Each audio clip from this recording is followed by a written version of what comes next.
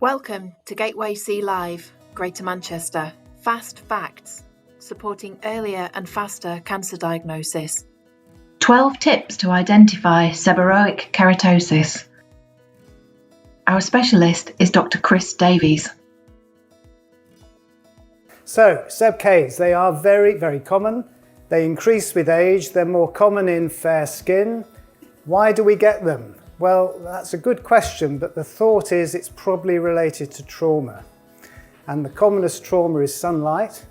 But then you're going to say, well, why do we get them under our arms, under breasts, etc.? Well, we think friction plays a part as well. And I think there is also a genetic component. So some of these patients with fair skin who have multiple seborrhoeic keratoses on their back, there must be some genetic components as well. They're very variable in colour. They can be pink, they can be black, they can be dark brown, but characteristically they have a very stuck-on appearance. They are superficial. Not only do they have a very stuck-on appearance, but they're a bit like sort of brown blue tacks stuck on the skin because they only go down to the sort of the epidermis. So a squamoproliferative lesion, really common. Really, it covers quite a large range of features. So it's important that we go through those one by one. Sharp demarcation. Looks stuck on, so that's often a feature. They're often multiple as well, don't forget. So you can see in this picture, up the top right, there's another SebK, and you've got probably new ones developing elsewhere as well. Sun exposed area, lentiginous, etc. Stuck on appearance again, but then you've got the Comedonal-like openings actually visible macroscopically.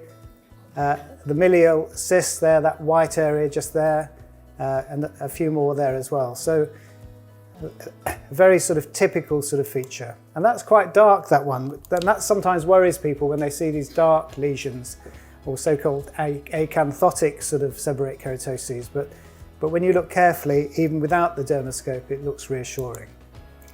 Multiple Comedonal-like openings, this is a global feature and you see it throughout the lesion. If you see individual milia, as Alison said earlier, it could be associated with other things like a melanoma, but when you see it as a global feature like this, in a stuck-on lesion that's been there some time, then that's very reassuring. No features, there's no streaks, there's no pigment network, there's no globules. These aren't globules, they're Comedonal-like openings. So this is the polarized view, which already you're fairly confident, milia-like structures and Comedonal-like openings.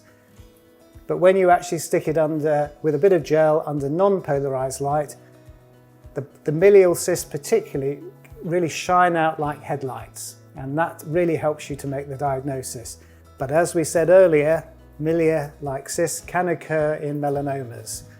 So does this look like a seborrhoeic keratosis?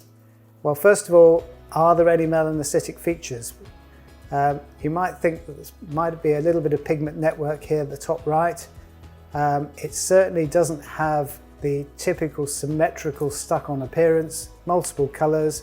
Yes, there's some milia, but that really does look suspicious. It's showing asymmetry, isn't it? You're not seeing a symmetrical lesion like the other lesions that you've seen before. So that was in fact a melanoma. So you can get caught out, but that's not a global feature. The milia are not sort of regular throughout the lesion, and these are not Comedonal-like openings on the dark black area. So seborrhoeic keratoses can look like warts. So they can be sort of really quite a warty appearance. This, where we've got the central area, it's grown out, a little bit of more fingerprint type sort of pattern around the edge. And they look really quite pretty under the dermoscope. They can look even more pretty. Filiform, warty appearance of a SebK. This is the classic one where you see bits falling off the lesion. And patients will come in and say something's happening to this, but they've probably caught it. Another example of a darker hyperkeratotic lesion. And again, bits will probably fall off that. You can see colour variability. And why do you see colour variability? Often because a part of it has fallen off. And I suspect that's what's happened here. You can see the Comedonal-like openings on the right-hand side. much less so on the left, and I suspect part of that has actually fallen off.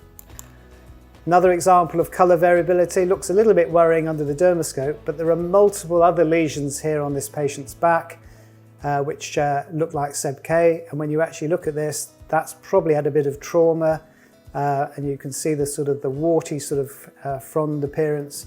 So this is an example of a solar lentigo that's beginning to turn into a seborrhoeic keratosis, and again you'll see, because it's on the face, the follicles are the pale areas where you've got the follicular openings.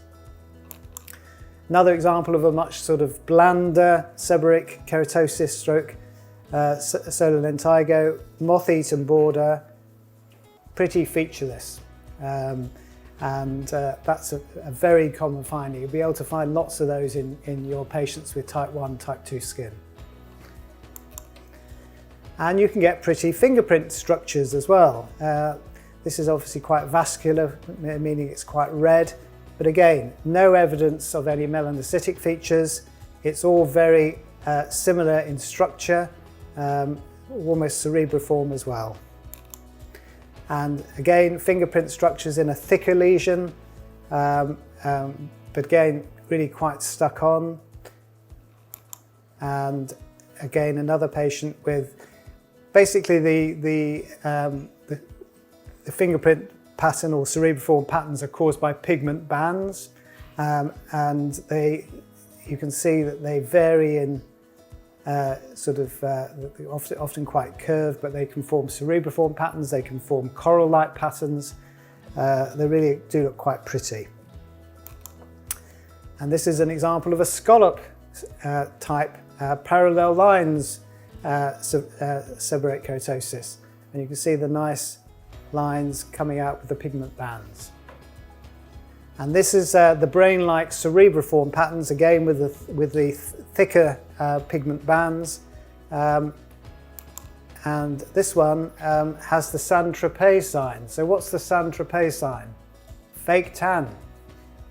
So fake tan is great for dermoscopy because it really accentuates some of the features of lesions. And we see coral-shaped lesions as well, again created by these pigment bands. A well-defined, well-demarcated lesion, another seborrhoeic keratosis.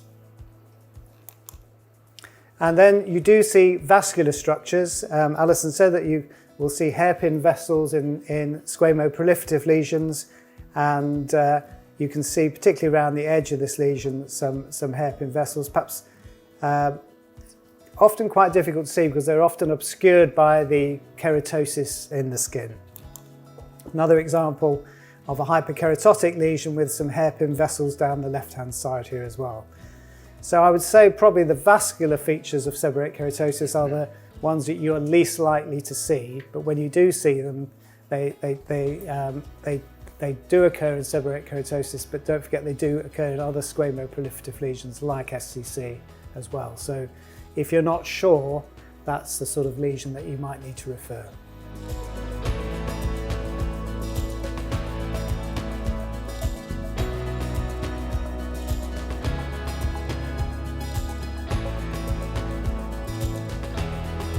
GatewayC Live, Greater Manchester.